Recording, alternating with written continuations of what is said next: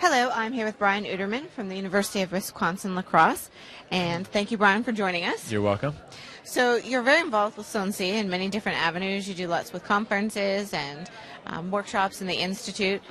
Can you tell us a little bit about your professional life outside of Sloan-C? I serve as the Director of Online Education at the University of Wisconsin-La Crosse. I've been there for 12 years, was a faculty member in exercise and sports science. I think in 2005 I started teaching my first online class, and then a couple years later was hired as the Director of Online Education for the university. So how did you get so involved with Sloan-C? I think initially I must have gotten on requested to get on an email list and started to get emails from Sloan-C advertising conferences, workshops, and I just took a chance and went to one of the conferences for the first time, got to meet some Sloan-C staff, and then decided to do the online teaching certificate, the program, and I completed that and got to know more folks from Sloan-C and slowly just started to get involved in reviewing proposals for Sloan conferences, became a session chair, at conferences, a track chair, and then became a mentor for the certificate program. So there's just, I think, a great number of ways and opportunities you can get involved professionally with Sloan-C if you want to do that. So you also just recently started the advanced certificate program in the first cohort. Yep. Yeah, so I went through the online teaching certificate. That was maybe 3 or 4 years ago, and I learned that Sloan-C was offering an advanced certificate, and I do facilitate a couple of workshops through Sloan-C, and I'm always looking for ways to improve whether my teaching, whether that's a course or whether it's workshops that I facilitate. So I thought, what would be a better way to improve the workshops that I do than by taking the advanced certificate. And that's one of the things that you do in the advanced certificate, as you know, is you pick a class that you teach or a workshop that you facilitate, and you go in and you make some pretty significant revisions to those courses or those workshops. So I'm really excited to do that. Fantastic. Yeah. So you work a lot with faculty in your full-time position and obviously with Sloan-C. What do you think some of those challenges are that faculty are facing today? I think when they first start out, faculty members, when they think about teaching online for the first time, it can be very overwhelming for them. Even thinking about, how am I going to deliver content, especially if they don't use a learning management system in their teaching. Many do, but some don't. So they might lecture primarily. Some faculty do that. And maybe they use PowerPoint. So, they just basically think about, how am I going to dump all this information into my learning management system and have an engaging online class. So how am I going to do it? What's it going to look like? Am I going to lose that connection that I have with my students? There can be a lot of questions there that faculty have on the front end when they first think about teaching online. And one thing I've heard from many, many, many faculty who are designing and developing an online class, but they're just afraid to teach it. I've heard them say, well, I'm just not ready yet. It's not 100% ready. It's not 100% ready. And I tell folks, the first time you taught face-to-face, you weren't 100% ready. It's not like you had your face-to-face class fully developed, ready to go, and it was perfect. And, our courses will never be perfect. We're always, looking at ways to get feedback from our students to improve our classes. So I recommend that faculty do a great job of trying to design and develop and prepare their first online course, teach it, get student feedback, and then make some appropriate revisions and changes. Well, under your leadership, your online programs and courses that have been offered have grown substantially. How do you think that you've done that? Primarily, I think that at my institution, the University of Wisconsin at La Crosse, pretty traditional school focused on the 18 to 22-year-old student. No one above me has ever said, you, Brian, need to grow online by X%, or there needs to be so many online degree programs. But over the last 5 or 6 or 7 years, we've maybe seen 20 to 30% increases in student credit hour production from our online offerings. And it really, honestly, I think it comes primarily from student and faculty interest. So students are interested in taking online courses, and faculty at my institution are interested in teaching those courses. So one of the first things I did when I became the Director of Online Education was to hire an instructional designer. So then within a year or two, there was so much growth in our online offerings, we hired a second instructional designer, and that has done more to improve and maintain the quality of online education on our campus than I think anything else we've done. So if you're offering courses and they're high quality courses, students are going to continue to take those courses. So I think that's really contributed to the growth of online on my campus. So do any of your faculty have challenges, or do they struggle with using discussions effectively in their courses? Yeah, most of our faculty use discussions in their online courses, and that's interesting. Not just our faculty, but faculty in general. When I have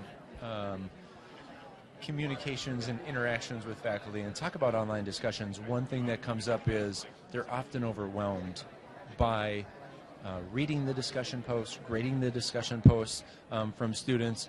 And one bit of advice that I sometimes give faculty is put more thought on the front end of what you're going to do in regards to your online discussions. So, sometimes faculty just kind of go into a default mode. So if they have a 15-week course, they automatically think online course, they automatically think they need 15 discussion forums. Or if they have 20 chapters that they covered, they think they need 20 discussion forums, one forum for each chapter, and they really don't. So if you think about that on the front end, what's the purpose of my discussion? Are they really meaningful? Are they tied to the learning objectives or the learning outcomes?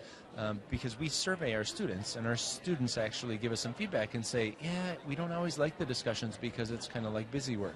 Every week we have to post or respond to a question or a prompt, and we have to respond to 2 other students, and it's just kind of this mechanical thing that happens. So I sometimes talk to faculty about thinking about that on the front end. Maybe there's a really busy week where students have to turn in a big project or a paper. Well, maybe not have a discussion forum that week. So give some thought to it, and I think that really helps. So I like the being selective piece. Have you found that there's some strategies that make the discussions that you do have meaningful, so that it's not death by discussion per se? Yeah, that's a great question, because I think students do experience that, and I think faculty experience that as well.